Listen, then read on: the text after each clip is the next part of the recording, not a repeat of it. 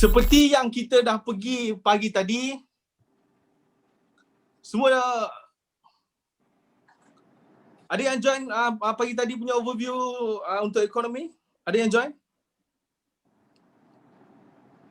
Ada, okay.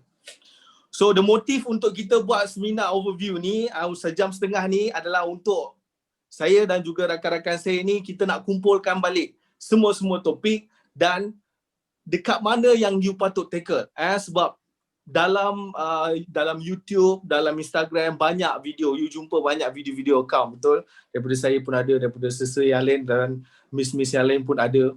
Okay, so saya takut korang akan jadi cacah marba ataupun celaru. Semua akan jadi gelabah nanti sebab terlalu banyak.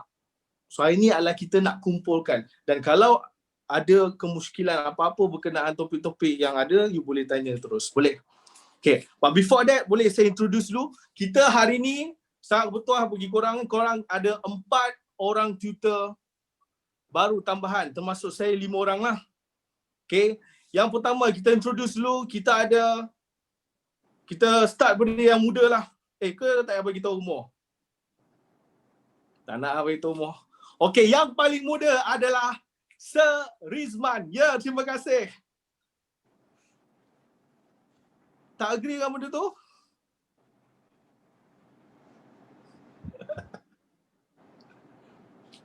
Macam tak percaya ya. Okeylah, semua dah kenal saya kot. Dan siapa yang tak kenal, saya adalah Sir Rizman, mengajar untuk subjek akaun dan ekonomi dekat MC Plus. Dan hari ni kita ada beberapa tutor lain. Yang pertama kita ada Sir Omar. Sir Omar, boleh cakap sikit? Hello Plusian, how are you doing? Saya Sir Omar. Okay, so ini saya. Hello, hi Baini. So kita akan teruskan dengan overview form 5, which is Cikgu Sir Rizman yang akan host korang. So follow the flow, all the best. Yeah, thank you so much. Nampak Sir Omar? Nampak, saya kenal, Alhamdulillah. So dia pakai background MC Plus, cantik tu. Beli kat mana background tu? Background tu background mahal lah Sir. Kalau bagi tu pecah rasa, nanti semua student beli. Okey, Sir Omar merupakan penulis buku tentang soalan-soalan akaun. Boleh tengok nanti buku-buku dia, dan dia akan bertanggungjawab dengan beberapa topik dalam seminar. Nanti last sekali kita akan tunjukkan beberapa topik yang ikut plan yang telah kami plan. Kita meeting dalam 2 hari, tak tidur hari tu untuk menceritakan tentang planning korang. Nota tahun ni super. Okay, segala jenis soalan yang maut telah dimasukkan. Okay, so kalau kau tak mau join seminar tu memang sangat-sangat merugikan. Okay, thank you so much. Next kita ada yang baru juga dalam MC Plus, iaitu kita ada Sir Fadli, Sir Pali ataupun dikenali sebagai Cikgu Pali. Cikgu Pali, mana Cikgu Pali? Macam DJ radio lah dia. Cikgu Pali? Alamak Sir, saya kejap Okey, baru dapat unmute dia. Kejap Sir, sorry Sir. Hello Cikgu Fadli. Cikgu Pali? Fadli, Sir Fadli Ahmad Sir? Ke Fadli yang mana Tak jumpa. Dah ramai sangat dalam ni.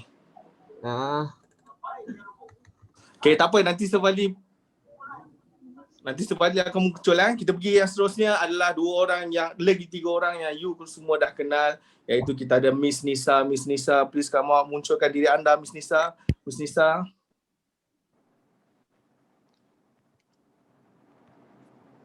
Hai. Mana Miss Nisa? Ya, itu dia Miss Nisa. Hai Comel. everyone. Assalamualaikum, sihat. Okay, kalau tadi Sir Rizman kata dia paling muda, saya sebaya dengan diorang. Saya 17 tahun. Okay? So, kita satu geng. Okay, so nanti jangan lupa nanti seminar kita akan jumpa juga. Dan enjoy kita orang punya overview untuk hari ni memang terbaik.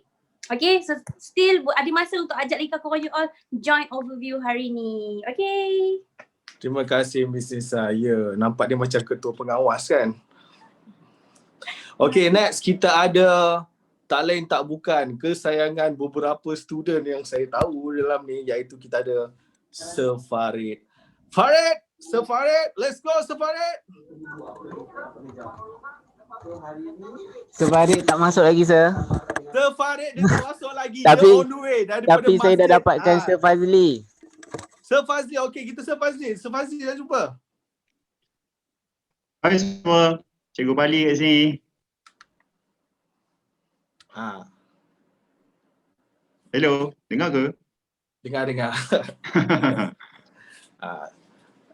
Okey, Sir Fazli pun akan mengajar dalam kita punya seminar SPM nanti. Dan last sekali kita ada Sir Farid tak jumpa lagi. Dan last sekali yang paling power lah kat sini rasanya, iaitu kita ada Sir Hazmizal. Mana Sir Hazmizal? Rasmiza pun akan masuk lagi 2 minit. Sir Hazmizal pun tak masuk lagi. Tak apalah. Senilah kita continue, boleh? Kejap. Jasmizal ada lah dalam ni. Dia dah masuk. Itulah Dah. susahnya. Alright. Ramai. Assalamualaikum. Waalaikumsalam. Hai Sir Hazmizal. Oh, dia safety. Dia pakai mask tu di dalam. Nak buka boleh. Mizal okey ke Mizal? Alhamdulillah. Alhamdulillah. Okey. Nanti Mizal, Sir Mizal akan explain lebih lanjut tentang kertas 2 hari ni ya. Okey. Okay. Dah mandi belum jahatnya bayi ni? Dah. Apa bayi ni tanya macam tu? Sir Rizman, Ya, saya nak minta permission untuk buka chat to everyone, boleh ke? boleh. Memang saya suka buka chat untuk everyone. Faham. Alright, done. Dan okey, tapi chat dengan everyone tu janganlah kau berniaga pula dalam ni. Saya ada jual nasi lemak, saya ada jual spaghetti. Tak payahlah.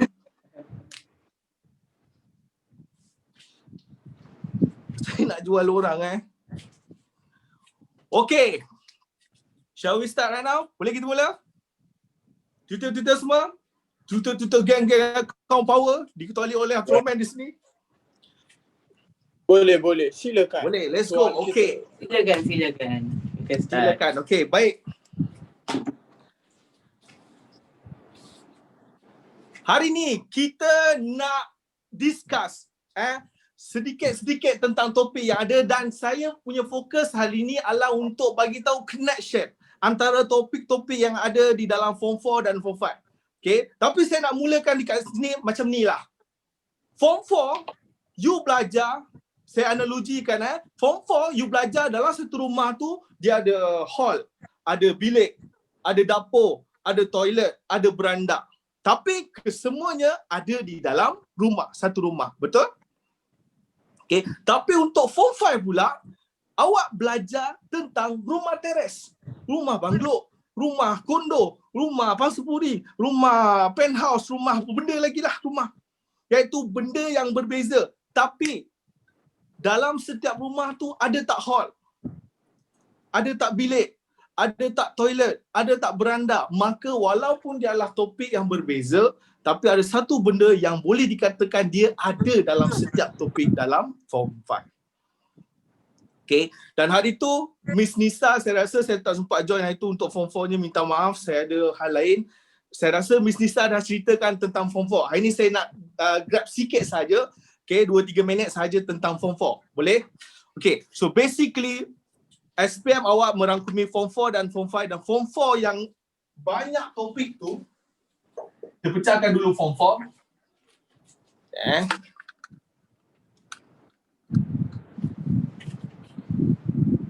Form 4 yang you belajar banyak topik tu, kalau saya pecahkan kepada 3 bahagian. Yang pertama, you ada bahagian teori, topik yang pertama. Dekat bahagian teori tu, tolong masterkan beberapa benda. Antaranya adalah badan-badan akaun yang ada, you kena belajar. ACCA, SIMA, MIPA dan juga CPA. Itu adalah merupakan badan-badan yang melahirkan ataupun provide kos-kos untuk accounting. Okay, lepas tu sebelum mereka menjadi chartered accountant, mereka kena ambil exam daripada satu badan lain, iaitu dipanggil sebagai Malaysian Institute of Accountant. Itu pun ada dalam topik pertama awak. Yang mana Malaysian Institute of Accountant tu pula dia buat soalan-soalan yang standardnya ditentukan oleh Malaysian Accounting Standard Board. So itu bahagian topik yang pertama. Lepas tu ada beberapa teori-teori account yang you kena tahu. Seperti ketekalan, lagi apa, usaha berseterusan, kos manfaat. Itu adalah dekat topik pertama. Dan topik kedua saya gabungkan iaitu tentang persamaan perkawanan. Satu nama yang disebut dalam topik kedua, siapa? Seorang tu, dia dianggap sebagai bapa perakaunan tu, siapa? Dia macam terluka-terluka sikit. Terluka-terluka. Ya. Luka Pacholi. Bukan Luka Sikta, itu rapper. Okay, Luka Pacholi yang mana dia mengilhamkan tentang debit kredit. Yang mana belah debit kita ada dua, belanja dan aset, belah kredit liability, equity dan hasil. Itu tentang persamaan perkawanan. Lepas tu adalah topik yang sangat berkait. 4 topik ni berkait terus. Iaitu kita ada dokumen perniagaan, betul? And daripada dokumen, kita ada berapa jenis dokumen? Kita ada 2 jenis dokumen kat situ kan, iaitu dokumen sumber dengan bukan sumber yang kita akan postkan ke dalam next topik, iaitu dipanggil sebagai buku catatan pertama. Okay, buku catatan pertama. Lepas tu kita akan ada ledger. Lepas ledger kita ada imbangan duga. Semua tu kita akan buat satu soalan nanti, yang mana soalan tu akan dibuat oleh Sir Omar nanti dalam seminar SPM. Okay, akan ada sebab dekat situ boleh dikatakan boleh jadi keluar soalan trial juga. Okay, so jangan expect dia dah masuk dalam kertas dalam kita punya kerja khusus, maka dia tak masuk terus dalam SPM. No, ada soalan trial yang keluarkan juga soalan tu. Okay, so tolong aware kat situ. Lepas ledger, lepas tu ada imbangan duga. So bab 3 dah sampai bab 6, lepas tu kita ada penyata kewangan dan satu benda yang menjadi bahana lah kepada semua topik. Dia ada. Kalau saya panggil subtopik ni adalah syaitan tau. Tak adalah syaitan. Dia macam sifat dia lebih kurang macam tu sebab dia ada kat semua tempat. Okay, iaitu apa dia yang dipanggil sebagai pelarasan. Okay, so satu perasaan ni adalah satu berita baik bagi siapa yang lemah masa form 4. Dan dia juga adalah satu warning bagi siapa yang power masa form 4. Dengar saya nak bagi warning ni. Kalau form 4 awak dapat 100 let's say, power lah. Okay, semua benda dia power. Saya tahu dalam ni ada form 4 juga, tolong dengar benda ni. Kalau form 4 dia power 100 ataupun memang power lah. Tapi dia revise semua benda sebelum masuk form 5 kecuali pelarasan. Jangan terkejut nanti form 5 awak akan jadi 3 kali ganda lebih susah daripada form 4. Okay. Tapi kalau masa form 4 awak teruk, let's say lah form 4 dia dapat negatif 4. Semua benda dia buat salah, tulisan pun hodoh. Dah lah kepala botak, contoh. Okay. Maka dia banyak subtopik dia tak cover, tapi dia berjaya masterkan form pelarasan. Nanti jangan terkejut, form 5 nanti from negatif 4 tu dia boleh jadi 94. Faham? So the main keyword untuk form 4 yang nak masuk ke dalam form 5 adalah something yang dipanggil sebagai pelarasan. Okay, tolong masterkan baik-baik pelarasan tu. Jadi kita pergi apa contoh-contoh yang ada dalam pelarasan. So hari ni saya nak buat satu kerja yang gila sikit sebenarnya. Saya nak combine semua topik dalam satu page. Okay, semua topik dalam satu page tentang apa yang ada dalam form 5. Okay, dah ready belum? Kalau ready, komen ready dulu. Cepat.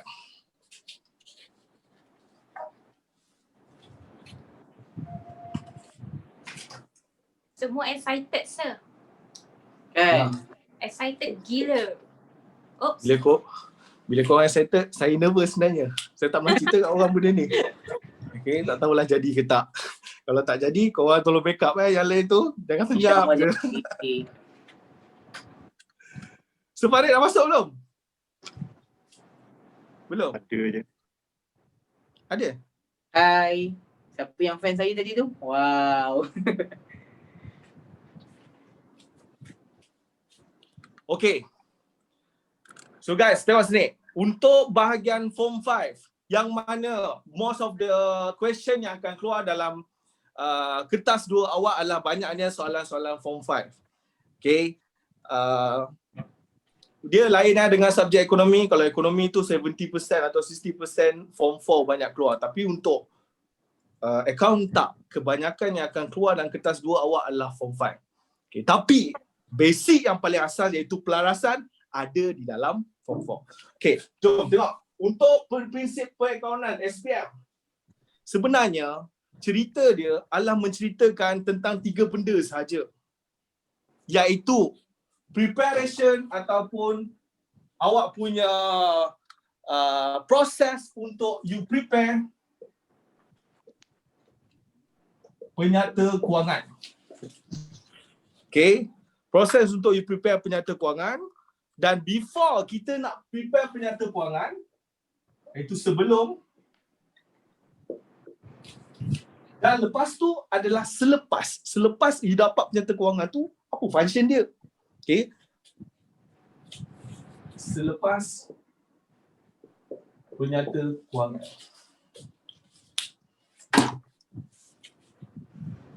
Okay.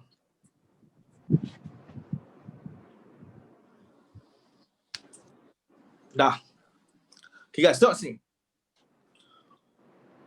So, the whole thing dalam form 5 adalah kebanyakannya jawapan akhir dia adalah untuk you prepare penyata kewangan. Dan semua tahu dalam ni penyata kewangan tu terbagi pada 2 benda. Apa dia? Kita ada PUR dan PKK lagi satu. Betul? Dan dalam business, you akan ada 4 jenis business. Kita ada 4 jenis bisnes dalam dekat Malaysia ni. Kita ada yang pertama, kita ada milikan tunggal. Lepas tu kita ada perkongsian. Kita ada syarikat senyam berhad dan kita ada syarikat berhad. Okay. Tapi untuk level SPM, you belajar macam mana you nak buat PUR dan PKK untuk 2 sahaja secara full. Iaitu you akan belajar tentang milikan tunggal dan juga perkongsian. Boleh? Milikan tunggal dan juga perkongsian.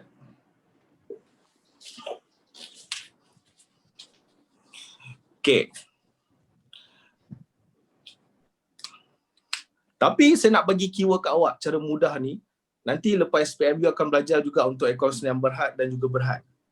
Sebenarnya budak-budak form 5 ni, korang sebenarnya dah boleh buat soalan untuk korang dah boleh buat untuk akaun untuk senyam berhad. Sebab the only things yang berbeza. Okey, apa beza 4 benda ni? Kita ada milikan tunggal, perkongsian, senyam berhad dengan berhad, betul? Sebenarnya 4 beza ni adalah dari segi yang pertama pemilik dia je. Yang ini ada seorang pemilik. Yang ini kita ada 2 orang ke 20 orang pemilik, betul? Yang ni senyam berhad dengan berhad, pemilik dia daripada 2 ke 50 dan 2 ke infinity. Tapi modal yang dapat daripada syarikat senyam berhad dan berhad adalah daripada saham. Betul tak? Maka sebenarnya PUR dan PKK untuk milikan tunggal, perkongsian, senyam berhad dengan berhad sama asasnya, cuma bahagian satu je yang berbeza iaitu bahagian equity pemilik. Thank you. Okay. Kalau milikan tunggal, apa equity pemilik dia? Bahagian milikan tunggal, equity pemilik, kita ada modal plus untung bersih tolak dengan ambilan. Betul? Betul. Okay. Tapi untuk bahagian perkongsian pula, untung bersih dan ambilan awak dah dibawa masuk dekat akaun semasa. Betul tak? Maka yang tinggal apa dia? You ada modal, you tambah dengan akaun semasa. Okay. Tapi untuk senyam berhad ataupun berhad, dia punya bahagian equity, modal tu digantikan dengan saham dan dia akan ada keuntungan yang dia terkumpul. Boleh. Okay. So itu yang pertama, persamaan antara milikan tunggal, perkongsian, senyam berhad dan berhad. Tapi untuk level awak, you kena buat penyata kewangan untuk 4 topik asas. Okay, saya terus cerita. Ni 4 topik ni adalah 4 topik yang besar. First, milikan tunggal. Pernah tengok soalan milikan tunggal? Okay, soalan milikan tunggal dia bagi kita imbangan duga. Lepas tu dia bagi pelarasan. Pelarasan yang banyak-banyak tu tak payah pening-pening. Pelarasan yang banyak-banyak tu sebenarnya ada terbahagi kepada 4 cerita sahaja. Okay, yang pertama kita ada susut nilai. Ustaz Mizal, cuba cerita sikit pasal susut nilai. Laju punya, jenis-jenis soalan yang boleh keluar dalam susut nilai. Okay, basically susut nilai kita ada jenis-jenis soalan yang senang je lah, tak susah pun. So satu, kita ada jenis yang garis lurus, which is biasa, normal, semua tahu buat, betul tak? Lepas tu kita ada baki berkurangan, and also kita ada what we call nilai scrap. Tapi yang tak biasanya, tiba-tiba dia keluar tak ada percentage. Dah pening student tak tahu nak kira macam mana. Benda-benda tu korang kena pastikan korang tahu macam mana nak cari peratus susut nilai kalau dia tak bagi percentage. Ataupun contohnya dia bagi susut nilai tak bagi tahu information langsung, tiba-tiba dalam imbangan duga kita nampak perubahan antara aset tu tahun semasa dengan tahun lepas. So dekat situ kita tahulah perbezaan dia adalah susut nilai. So this is all in the medikan tunggal punya soalan. Actually peruntukan susut nilai ni tak susah pun sebenarnya. Kalau korang tahu tackle susut nilai kaedah apa yang dipakai, straight away korang boleh apply. Alright, so tapi kena ingatlah dia punya susut nilai, debit kredit dia paling senang saja. Debit kita susut nilai, kredit kita adalah susut nilai terkumpul. Alright, back to you, Sir Rizman. Okay, thank you. Wow, macam DJ radio sih aku hari ni. So, tentang susut nilai yang pertama, yang tadi yang Ustaz Mizal cerita tu, so saya highlight kat sini apa yang dia cakap tu, antara pelik iaitu dia tiada percentage. Tolong, saya tahu susut nilai yang mudah-mudah tu korang dah bosan buat, tapi tolong cari soalan atau revise yang berkaitan dengan yang tak ada percentage.